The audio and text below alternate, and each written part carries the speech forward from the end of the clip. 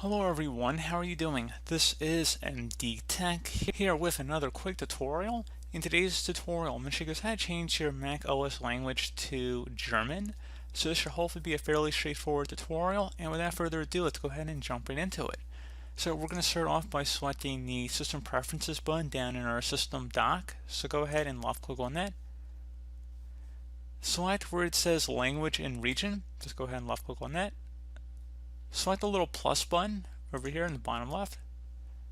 Now you want to scroll down until you get to German.